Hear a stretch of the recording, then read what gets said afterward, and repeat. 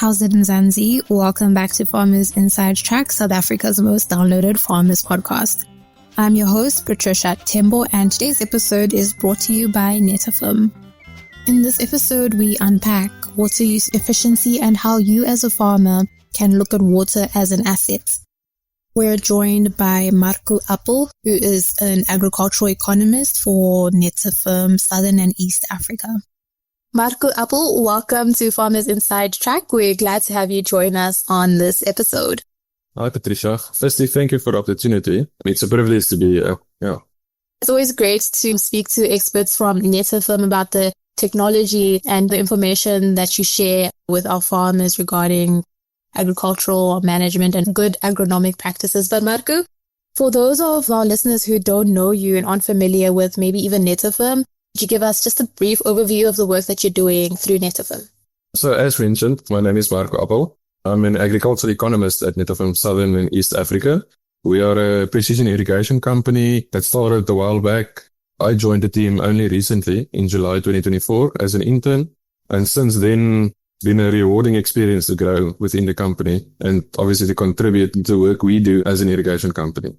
Awesome. Thanks for sharing today's topic, which is basically economical water use in agriculture. And maybe to start us off, Marco, we know South Africa is a water scarce country and it's classified as that. So from an economic perspective, how serious is the water challenge, specifically for agriculture in South Africa? Well, as you mentioned, South Africa is a water scarce country. South Africa's agricultural sector specifically accounts for more than 60% of the total water withdrawals, and the majority of which is used on-farm irrigation, with a smaller proportion going to livestock processing and packaging, if you look at the agricultural sector.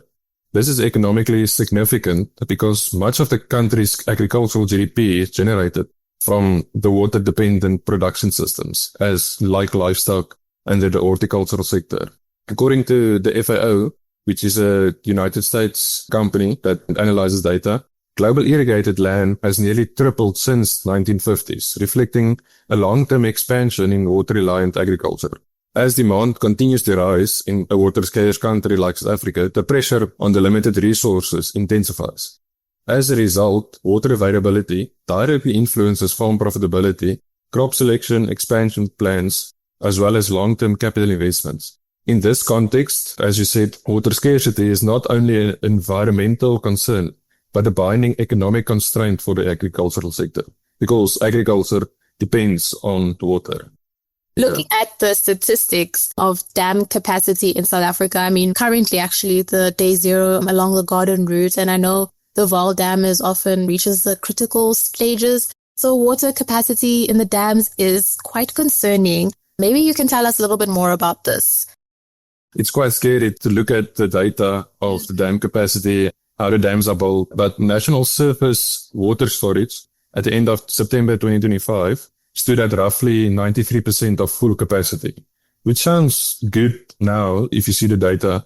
However, this figure can change dramatically. As we said, day zero in the Golden Route and so forth, dramatically year to year, depending on the rainfall cycles as well as the drought conditions. As mentioned previously, South Africa is a water scarce country, but it's also called a semi-arid country, which means it's strongly climate dependent, dam levels are highly volatile, and obviously the rainfall varies year on year. South Africa relies heavily on surface storage to supply water to agriculture, households, mining, and the industry. While there are thousands of registered dams in South Africa, the bulk of national storage, approximately 33.8 billion cubic meters, was constructed decades ago, with very limited large-scale expansions in recent years. At the same time, the population has grown to around 63.1 million people and continues to expand roughly by 1 to 2% annually. When total water storage remains relatively fixed, as mentioned, but the population increases, the available storage per person or the available water per person declines. Based on the current figures, total dam capacity equates to roughly about 536,000 liters per person.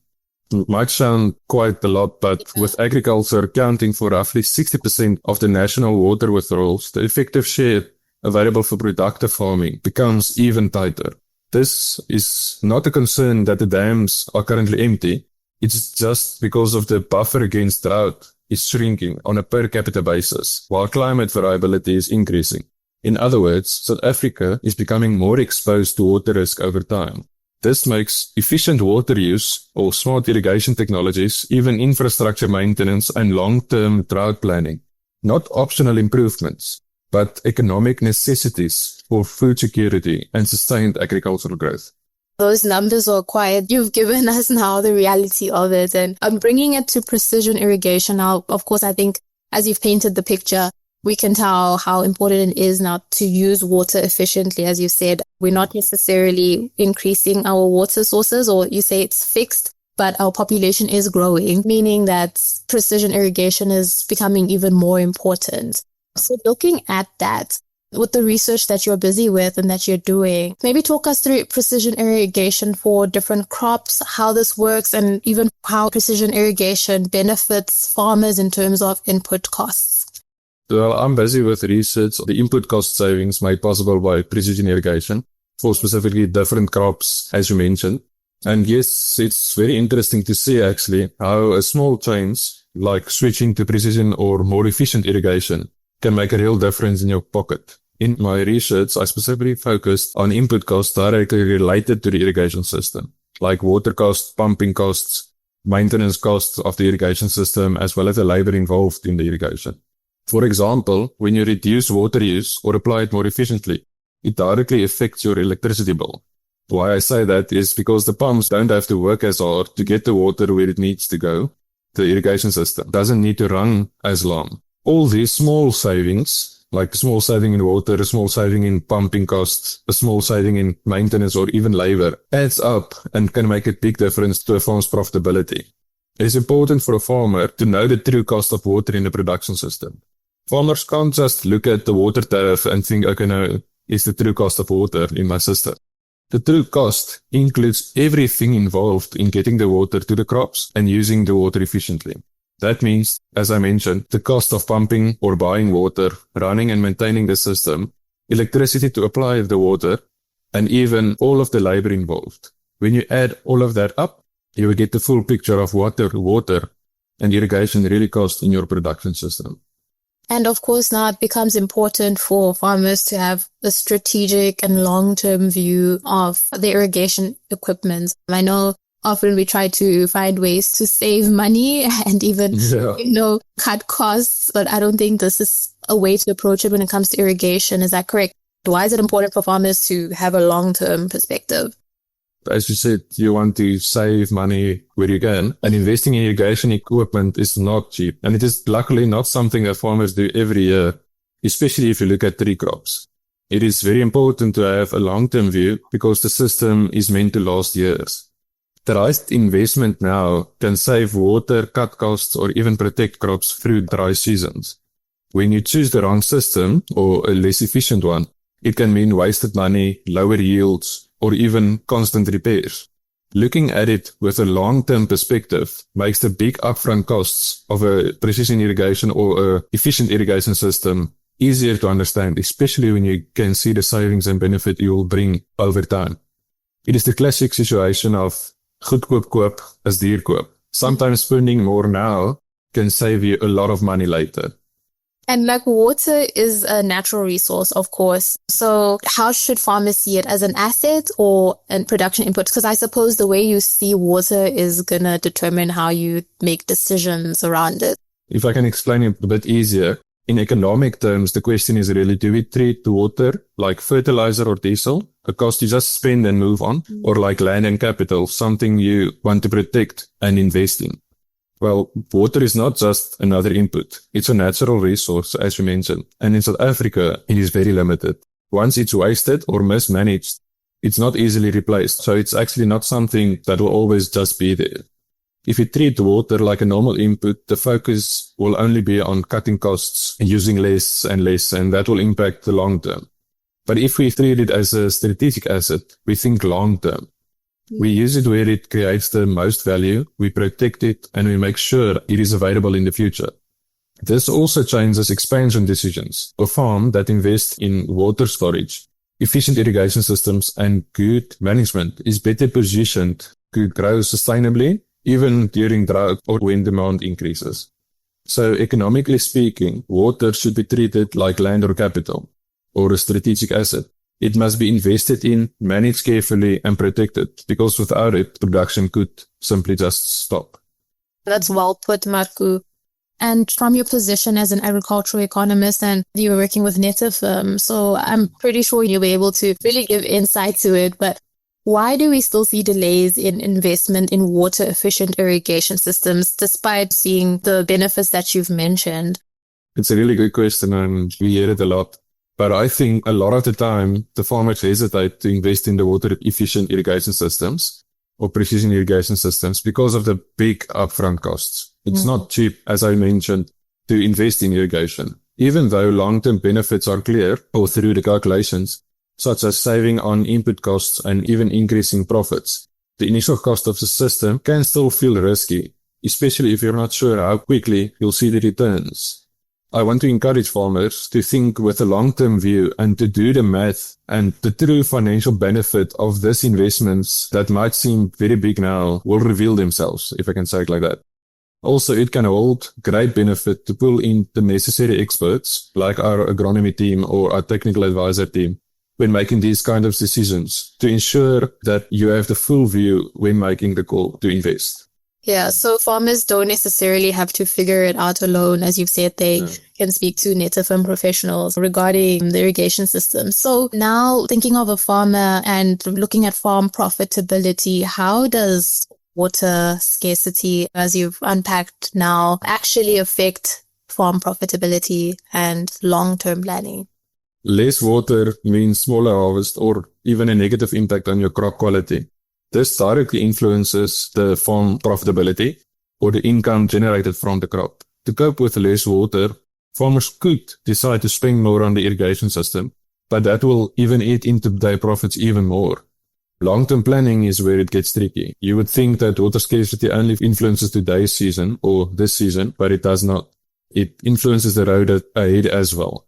Farmers need to rethink their whole strategy as well as the farming operations, since some crops won't make sense because of their water requirement, especially if there's only a limited amount of water to use.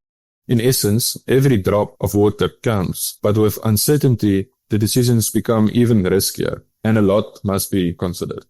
To round up this conversation, what does water use efficiency actually mean in economic terms on a farm? Well, water use efficiency, in easy terms, is how much crop will you get from each drop of water. But if you look at it in economic terms, like monetary value terms, it really comes back to water use productivity. How much money or value is created by each drop of water used. So technically thinking about water use efficiency in economic terms, you are looking at water use productivity. Well, let me explain, obviously, water use productivity with an example. Assume you are a farmer in the Western Cape that applies 7,500 cubic meters of water per hectare per season and generates 400,000 rands per hectare in revenue. Your water use productivity will be the revenue generated per hectare divided by the water applied per hectare. This means, for this example, the farmer gets 53 rand per cubic meter of water applied. This means that for every cubic meter of water used, 53 rand of revenue is generated. It is important to know this one is only an illustrative example. Water use productivity differs significantly between crops, between regions, even between farms, and even between cultivars. It depends on yield levels, market prices, climate, soil type, irrigation efficiency, as well as the management practices. Let's say the same farmer uses his irrigation management and produces an extra ton of fruit. Using the same amount of water, the value generated per cubic meter of water increases. If that additional ton sells for 7,000 rand, it means the same volume of water has now generated 7,000 rand more revenue without even increasing water use. Improving irrigation practices to produce more fruit, as I mentioned now, with the same water improves water use efficiency. And if that fruit earns more income, it also improves water use productivity. And it sounds like looking at the numbers and actually doing the calculations, it proves everything you've explained now in terms of water use efficiency. I think a farmer will really see know the benefits of precision irrigation when they look at the numbers as the example that you've given now. Thanks, Marco. In the future, let's say, for instance, places like Global Gap, for instance. I think in the future, Global Gap will be asking the question for farmers and say, okay, what value do you get per cubic meter applied? And there will be maybe like a certain ratio the farmer has to fall in between. So I think the farmers need to start calculating their water use efficiency and even water use productivity. It would make a farmer increase their market competitiveness by being able to prove the water use efficiency on their farm is up to standard. Thanks for explaining all of that. I think for our listeners, they definitely understand the importance of economical water use now. I don't know if there's anything else you'd like to add, Marco, before we close the conversation. Always good to see the amount of money you save. Like what does it mean in his pocket? Look at numbers is a bit daunting, but it's always good to see the impact that investment can have on your pocket.